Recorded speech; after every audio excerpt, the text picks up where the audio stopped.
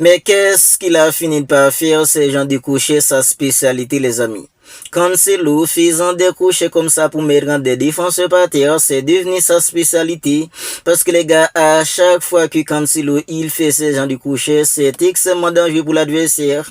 Ben, on y est pour les débriefs. Victoire du Barça 2-1 au dépend d'une équipe comme l'Atlético Madrid. Une victoire qui était devenue une obligation après la défaite du Real. Depuis la défaite du Real un peu plus tôt de la journée, la victoire du Barça ce soir contre l'Atlético Madrid, c'était devenu une obligation. Parce que nous, on s'en fichait de la manière dont le Barça devait gagner.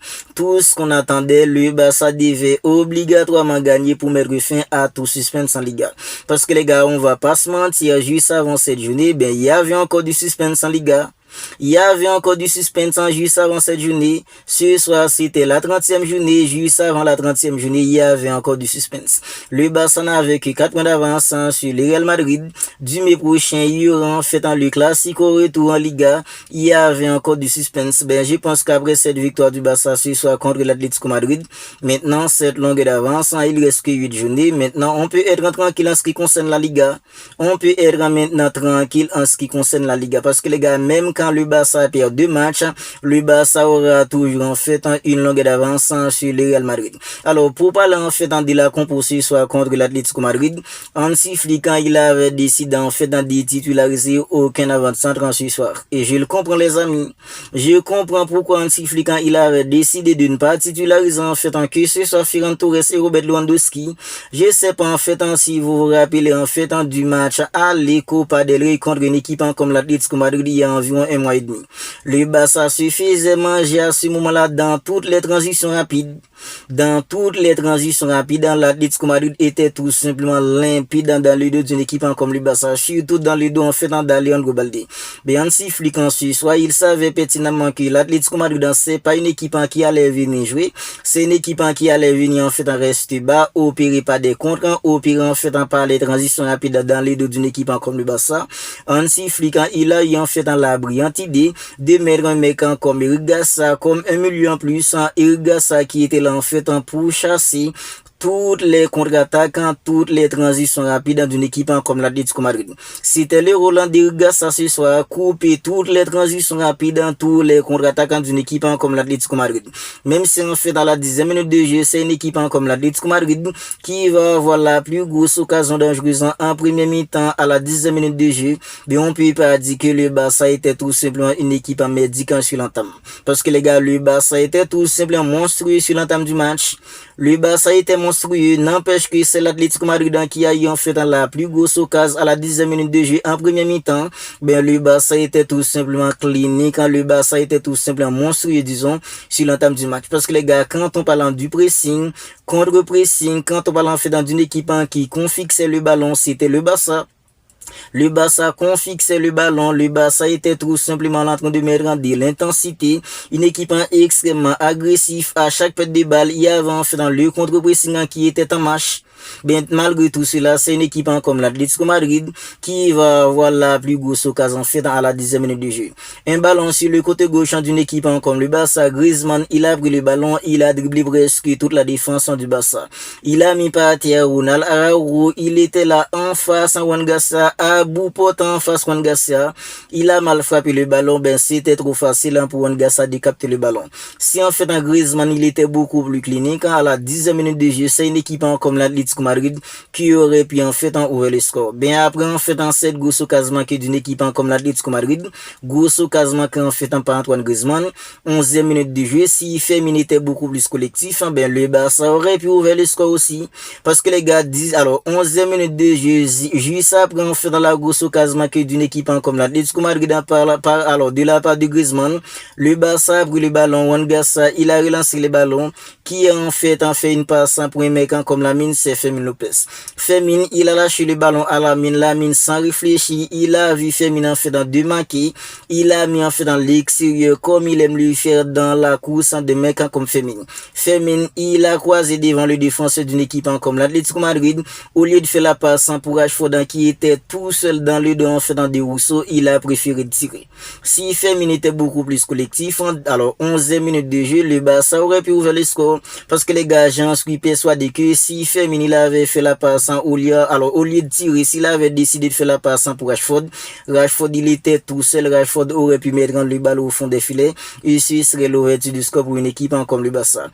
13e minute de jeu, grosse occasion manquée par Firmino, parce que les gars là, même si soit en premier mi-temps, il a lâché des extérieurs, c'est des bangers qu'il a lâché en fait pour Firmino. Encore une fois, 13e minute de jeu, 2 minutes après en fait dans la grosse occasion manquée par un mec comme Firmino, au lieu de faire la passe, il avait décidé en fait de tirer. 13e minute de jeu et extérieur de la mine pour encore en fait en Firmino. Firmino, il a même pas cadré le ballon les amis. Si Firmino il était vraiment dans les coups comme il avait l'habitude de l'être, bien sûr, soit depuis en fait en 11e minute de jeu, 13e minute de jeu, le Barça aurait pu déjà mener des 0. Parce que les gars, les extérieurs de la mine, c'est des bangers, ou un mec comme Firmino aurait pu largement faire mieux. Bien, Firmino, il a gâché en fait dans 2 grosses occasions sur 2 belles extérieurs de la part en fait dans des mecs comme la mine. 34e minute de jeu, les gars, super action collectif. Le Barça aurait pu en fait des choses en premier mi-temps. Le Barça aurait pu faire des choses. Mais après en fait dans la grosse domination de l'entame d'une équipe comme le Barça, dès la 25e minute de jeu, une équipe comme l'Atlético Madrid en fait a commencé les amis en fait à entrer dans le match. Oui, dès là, en fait, en 25e minute de jeu, on sentait qu'une équipe comme l'Atlético Madrid, ils étaient montés d'un cran, ils mettaient beaucoup plus d'intensité, ils étaient beaucoup plus agressifs, ils venaient chercher une équipe comme le Barça un peu plus haut, c'était compliqué pour une équipe comme le Barça. C'était compliqué pour une équipe comme le Barça, les gars, en fait, dès la 25e minute de jeu, une équipe comme l'Atlético Madrid, en fait, a commencé à entrer dans le match. C'est pas sans raison, en fait, en 38e minute de jeu, qui va ouvrir le score, c'est une équipe comme l'Atlético Madrid. Même quand le Barça, en fait, était supérieur sur l'entame du match, qui va ouvrir le score, c'est une équipe comme l'Atlético Madrid à la 38e minute de jeu, par le biais de mecs, en fait, comme Giuliano Simeone. Ben, ce petit Giuliano Simeone, il est vraiment chiant. Parce que les gars, il est là, il est tout le temps là en train de courir, en train de mettre de l'intensité, il est extrêmement agressif. C'est un long ballon dans le dos de la défense d'une équipe comme le Barça. Griezmann en fait, il était au jeu, mais Griezmann il a pas joué le coup. En fait, Giuliano Simeone qui n'était pas au jeu, il a contrôlé le ballon, il était là en train d'arriver en fait en face de Juan Gassa, il était tout seul.